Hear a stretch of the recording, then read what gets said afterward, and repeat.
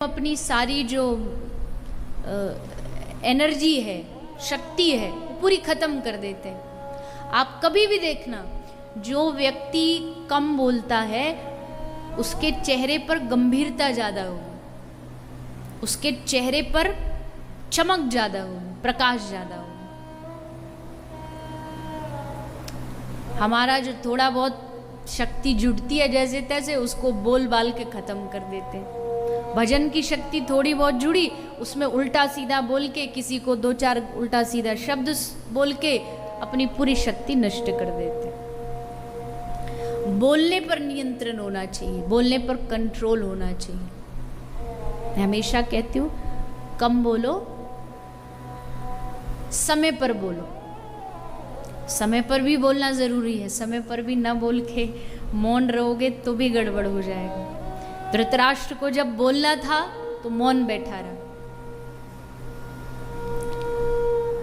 जब बोलना है उस समय मौन रहो तो खतरा है, लेकिन जब नहीं बोलना तब भी बक बक बक बक किए जा रहे, क्या लाभ उससे।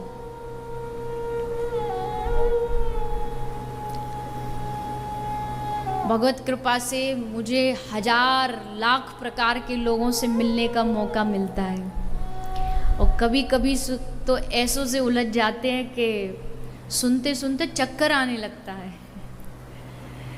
सच में कई ऐसे मिल जाते एकाध महापुरुष कि समझ नहीं आता कि अब उत्तर हाँ बोले कि ना बोले।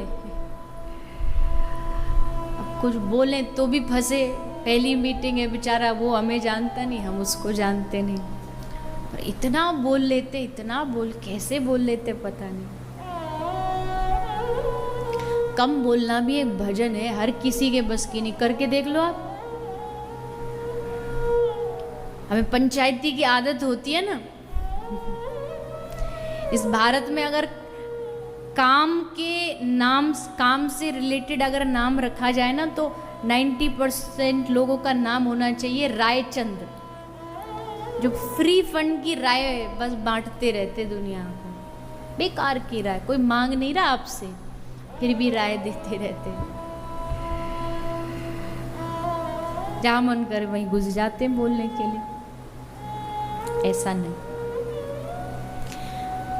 आप किसी भी भक्त को देख लीजिए, उसे बोलने का समय कम मिलेगा। क्यों? क्योंकि उसके भीतर कुछ चल रहा है, उसके भीतर निरंतर कुछ चलता रहता है।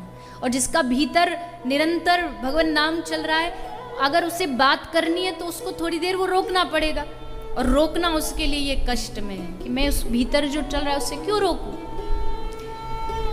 जिनके भीतर कुछ नहीं, तो वो हम जैसे लोग बस करते रहते हैं। तो एक संकल्प ले सकते हैं आप कि कम बोले, जितनी आवश्यकता पड़े उतना ही बोलें, जितने से काम बन जाए उतना बोल के बात को खत्म कर दें।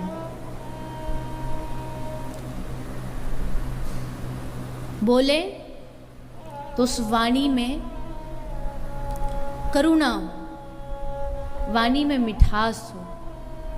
ऐसा नहीं आप कहीं भी किसी से जो मन चाहा बोल दिया, कड़वा बोल दिया, उसके प्रति गलत बोल दिया। ये साधना बड़ी मुश्किल है, क्योंकि ये जीभ ही है, या तो किसी के दिल में बिठा देगी या किसी बैठे हुए को दिल से निकलवा देगी। इस जीभ में इतनी शक्ति है।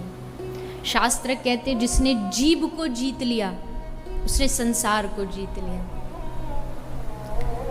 दो वजह से हम जीभ से हारते हैं। एक तो यही उल्टा सीधा कड़वी वाणी बोल के, और दूसरा जीभ के रस से हम हार जाते हैं। जीभ कहती है आज मुझे ये खाना है, तो हम भागे भागे जाएंगे उसको लेने के लिए, उसको कमाने के लिए। जीभ के रस में जीभ नचाती है, ये लेकर क्या, वो कर, ये बना, ऐसा कर, वैसा कर। इन दोनों जगह से हम जीभ से हार जाते हैं। ये जिव्या बड़ी ठगनी है। इतने बड़े, इतने लंबे 5-6 फुट के शरीर को एक जिव्या है जो किसी से जब मन चाहे पिटवा दे। क्यों? कुछ करना नहीं उसे, वो बोल के खुद तो छुप जाएगी गुफा सी में जा कर के, और फिर डंडे पड़ेंगे इस शरीर को। सर्वम जितम जिते रस, जिसने अपनी जिह्वा को जीत लिया उसने सब कुछ जीत लिया। तो पहला नियम, मतलब एक नियम ये भी हो सकता है कि आप कम से कम बोले, जितनी आवश्यकता उतना बोले। और दूसरा नियम क्या ले सकते हो, बताइए, मदद करिए मेरी बताने में। ये तो मेरे विचार है ना, आपके भी तो कुछ हो सकते हैं संकल्प लेने के लिए।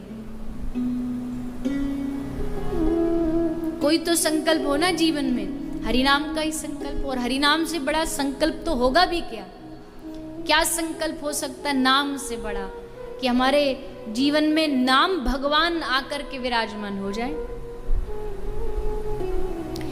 आज यकीन मानना, ये सबसे आसान रास्ता भी है और सबसे कठिन रास्ता भी है। नाम भगवान में श्रद्धा होना सबसे आसान है, क्योंकि इसमें ना रुपया लगता है, ना हमारा कोई समय लगता है, ना कोई हमारा डीजल पेट्रोल लगता, कुछ नहीं लगता।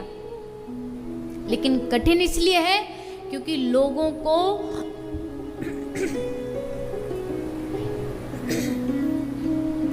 को 100% नाम में विश्वास ही नहीं जागता। अरे ये भी कोई रास्ता है। अभी मैं आपको कुछ वो बता दूं, इस तारीख को जाके, इस रविवार को जाकर के, शनिवार को जाकर के फलानी जगह पर अपने घर के बाहर पीपल के पेड़ पर वो लटका देना, तो आप तुरंत कर लोगे। आपको लगे हाँ बड़ा अच्छा रास्ता बताया हमको। जहाँ जब घर से निकलो तो अपने जेब में एक राई का डब्बा ले करके, और मुझे तो पता नहीं ये सब कैसे होता है, पर कुछ भी बता दो तो आपको लगे क्या करना है, बस पैकेट में अपने पॉकेट में धरना ही तो, रख के चले जाओ। लेकिन हरिनाम करना है, ये बात थोड़ी सी समझने में हमें समय लग जाता है, क्योंकि उसमें हमें खुद इस नाम के लिए अपने मन को अभ्यास दिलाना पड़ रहा है कि नाम जपो, नाम जपो, हरे कृष्ण कृष्ण कृष्ण हरे हरे, हरे राम राम राम। ये मन में बैठ जाए, ये जीभ पर बैठ जाए, ये सबसे सरल रास्ता है, पर इस पर विश्वास होना चाहिए, भरोसा होना चाहिए। तो नाम जप का संकल्प ले लीजिए।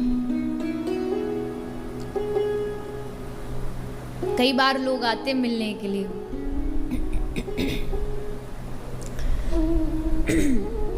2015 में हम आपसे मिले, आपको गुरु बनाना है। तो मैंने कहा गुरु बनाना है, तो 2015 में आप मिले तो क्या बात हुई थी? बोले ये बात हुई थी, आपने कहा हरि नाम करो। मैंने कहा करते हो? बोले हाँ करते। कितना करते? आपने कहा था 1 माला करो। तो अभी 2022 चल रहा, अभी कितनी करते हो? बोले 1 करते हैं। अब 2015 से 2022 तक तुम 1 ही करते आ रहे हो। बीच में हम मिले, अभी ये मैं इसलिए बता रही हूँ, कल ये घटना घटी एक मैया के साथ। तो बोली बीच में मिले ही नहीं। अरे मिलने ना मिलने से क्या फर्क पड़ता है? कभी आपने किसी के कहने का इंतजार किया कमाई के लिए, कि कमाएंगे जब वो कहेगा, जब वो कहेगा कि नहीं अभी बहुत हो गया, आप थोड़ा जॉब का प्रमोशन ले लो, तब क्या कमाई का इंतजार करते हैं? नहीं, तब तो अपने मन से करते। तो हरिनाम बढ़े ये भी तो अपने मन से करना चाहिए। आज 1 कर रहे हैं, कल थोड़ा सा और इम्प्रूवमेंट हो, 2 कर दो। 1 महीना में बढ़ाते बढ़ाते 5, 10, 15, 20, 50, 64 जितना आप कर सकते हो करो। अरे लग क्या रहा है हमारा? तेरी कौड़ी लगे नहीं दाम रे, दीवाने पी ले रे हरि नाम। और कैसा हरि नाम? ध्रुव ने पिया, प्रहलाद पिया, पिया भगत रैदास। ये जितने भी नाम लोग हैं ना भक्तजनों के, सब नाम दीवाने थे।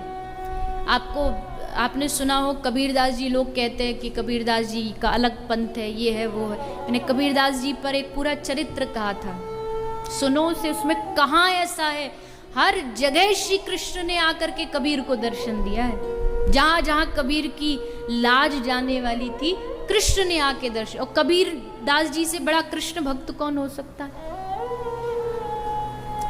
ये सब प्रेमी ये सब ने नाम का सहारा लिया। इसलिए हम सब भी संकल्प ले कि ज़्यादा से ज़्यादा नाम का स्मरण करेंगे, ज़्यादा से ज़्यादा नाम भगवान का चिंतन करेंगे। जैसे भगवान का चिंतन होता है वैसे भगवान के नाम का भी चिंतन होता है। ये थोड़ी ऊपर वाली स्टेज है जहाँ तक हम अभी पहुँचे नहीं हैं, पर नाम का भी चिंतन होता है कि कृष्ण लिखा है तो बस उसी कृष्ण नाम के एक एक अक्षर का चिंतन शुरू हो जाता है, उसमें रस आने लगता है, अच्छा लगने लगता है। तो एक संकल्प ये हो सकता है, और संकल्प क्या हो सकता है?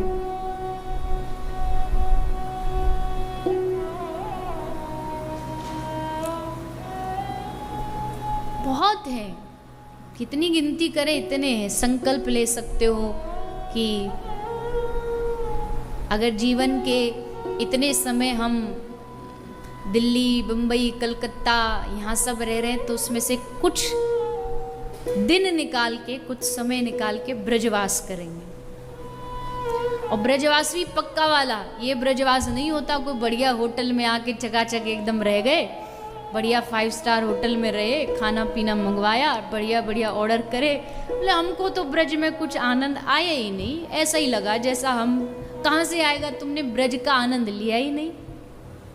ब्रज का आनंद तो तब आता है जब ब्रज की यमुना के किनारे किसी माटी में 2-4 घंटे पड़े पड़े माटी की रज को उठा करके उसका दर्शन करो, उसको अपने मस्तिष्क पर लगाओ, अपने हृदय से लगाओ, तब ब्रज का आप महत्व समझोगे। 5 स्टार में क्या महत्व समझोगे ब्रज का?